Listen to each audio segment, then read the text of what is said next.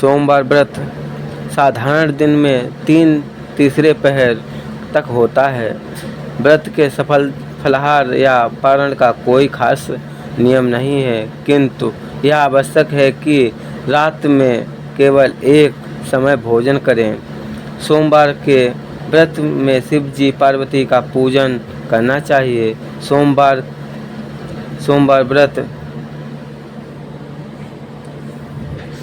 व्रत में शिव जी के पूजन के पश्चात कथा सुननी चाहिए।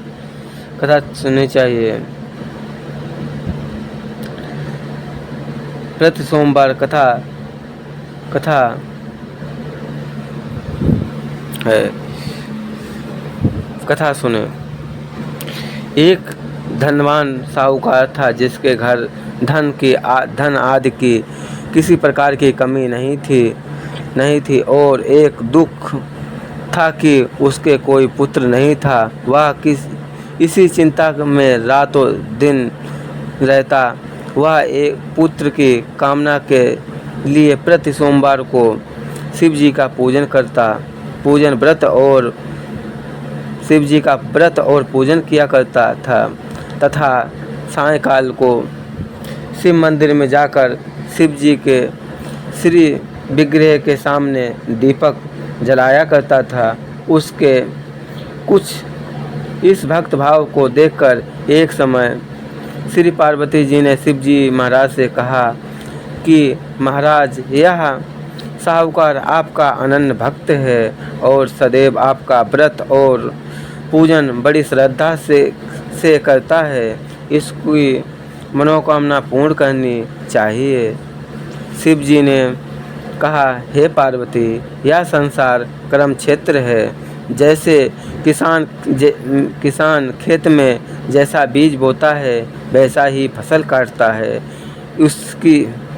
उसी तरह संसार में प्राणी जैसा कार्य करते हैं वैसा ही फल भोगते हैं। पार्वती जी के अत्यंत आग्रह से कहा, महाराज, जब यह आपका अनन्य भक्त है और आपको अगर किसी प्रकार का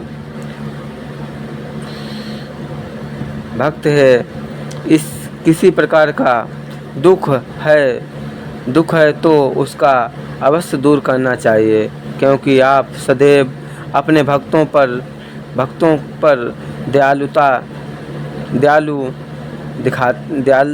दिखाते हैं और उनके दुखों को दूर करते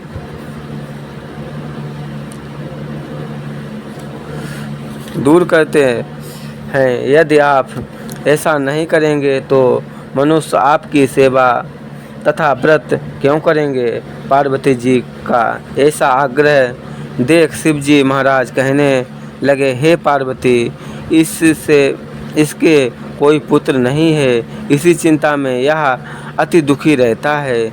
इसके भाग में पुत्र न होने पर भी मैं इसको पुत्र की प्राप्ति का वर देता हूँ, परंतु यह केवल 12 वर्ष तक जीवित रहेगा। इसके पश्चात मृत्यु प्राप्त हो जाएगा। इसके अधिक मैं और कुछ इसके लिए नहीं कर सकता। यह सब बातें साहूकार सुन रहा था। उससे इसको ना कुछ प्रसन्नता हुई और ना ही कुछ दुख हुआ। वह पहले जैसा ही शिव जी महाराज का व्रत और पूजन करता था। कुछ काल व्यतीत हो जाने पर साहूकार की स्त्री गर्भवती हुई और सदैव 10वें महीने में गर्भ से अति सुंदर पुत्र प्राप्ति हुई। साहूकार के घर में बहुत खुशी मनाई गई, परंतु साहूकार ने उसकी केवल 12 वर्ष की आयु जान कोई अधिक प्रसन्नता प्रकट नहीं की और न ही किसी को भेद भी बताया। अब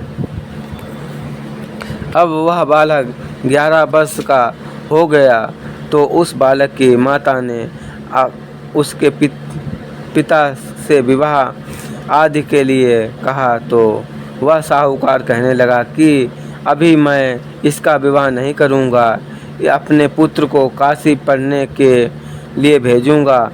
फिर साहूकार ने अपने साले अर्थात बालक के मामा को बुलाया, उसको बहुत सा धन देकर कहा कि तुम इस बालक को काशी जी पढ़ने के लिए ले जाओ और रास्ते में जिस स्थान पर भी जाओ यज्ञ करते और ब्राह्मणों को भोजन कराते जाओ। वह दोनों मामा भांजे यज्ञ करते और ब्राह्मणों को भोजन कराते जा रहे थे। रास्ते में एक शहर पड़ा।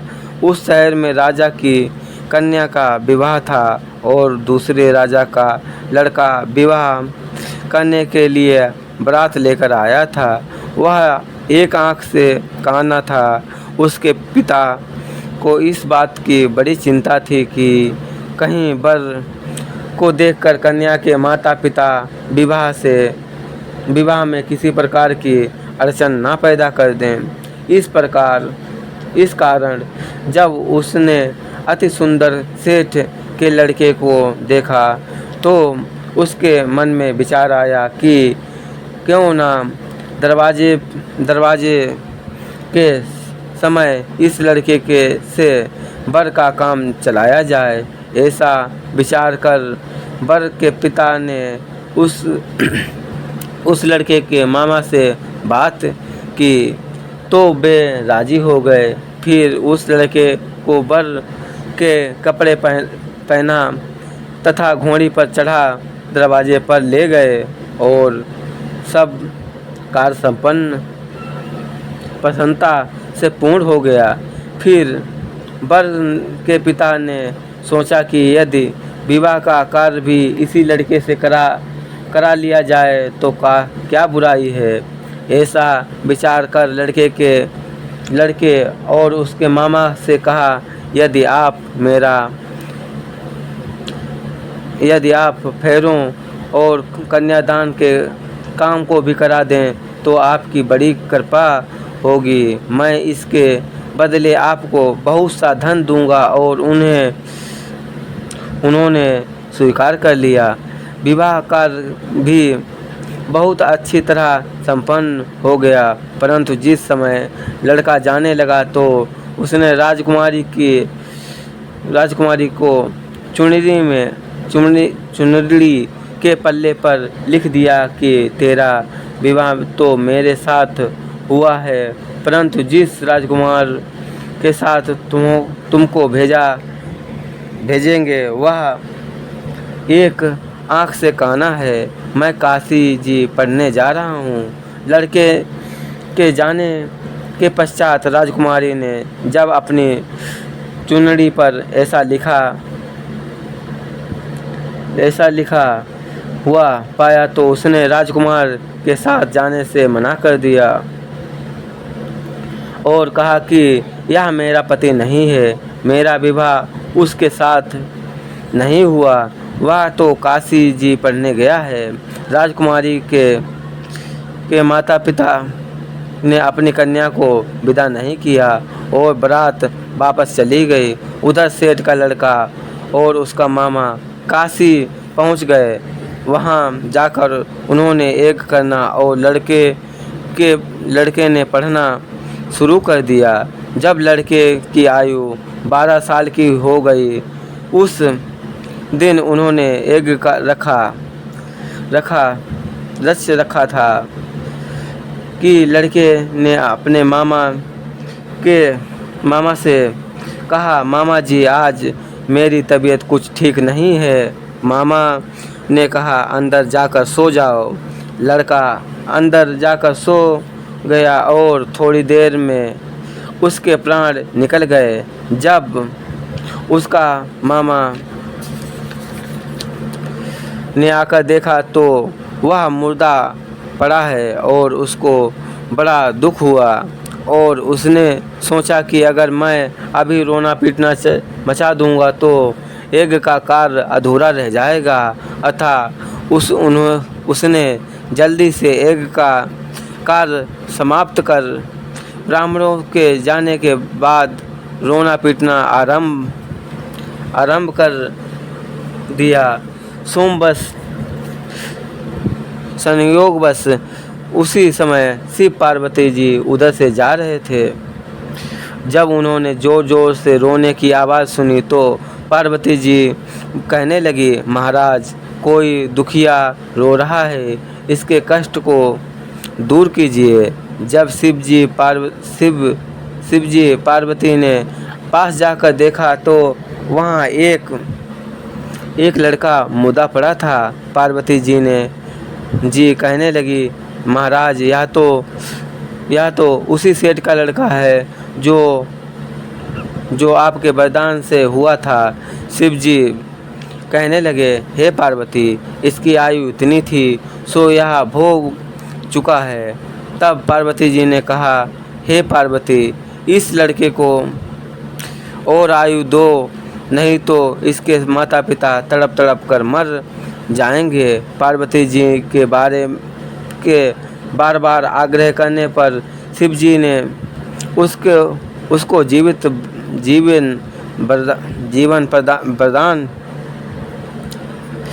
जीवन वरदान दिया और शिव जी महाराज की कृपा से लड़का जीवित हो गया। शिव पार्वती कैलाश चले गए।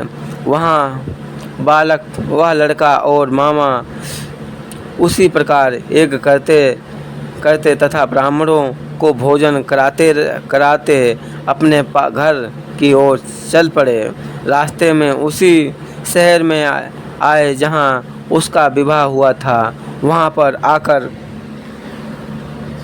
आकर उन्होंने एक आरंभ कर दिया तो उस लड़के के ससुर ने उसको पहचान लिया और अपने महल में ले जाकर उसकी बड़ी खातिरदारी की।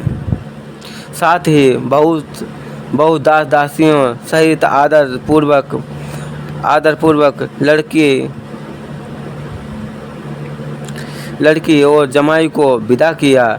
जब वे अपने शहर के निकट आए तो मामा ने कहा, मैं पहले जाकर खबर कर आता हूँ। जब उस लड़के का मामा घर पहुँचा तो लड़के के माता पिता घर की छत पर बैठे थे और वह प्रण कर रखा था कि यदि हमारा पुत्र सकुशल लौट आया तो हम राजी खुशी नीचे आ जाएंगे, नहीं तो छत से गिरकर अपने प्राण दे देंगे। इतने में उस लड़के के मामा ने आकर यह समाचार दिया कि उसका पुत्र आया हुआ है। तो उसको विश्वास नहीं आया। उसके मामा ने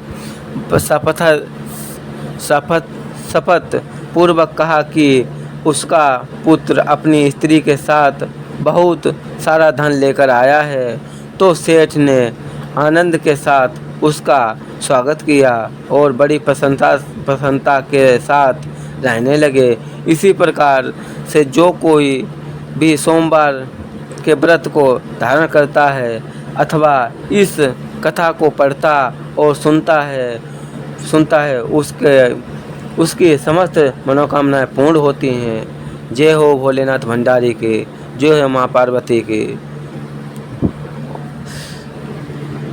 दोस्तों, अगर आप सबको मेरी ये कथा पसंद आई हो तो चैनल को लाइक शेयर सब्सक्राइब करें और अगर कुछ गलती हो गई हो पढ़ने या सुनने में या बोलने में तो हमें अपना छोटा भाई समझकर क्षमा करें।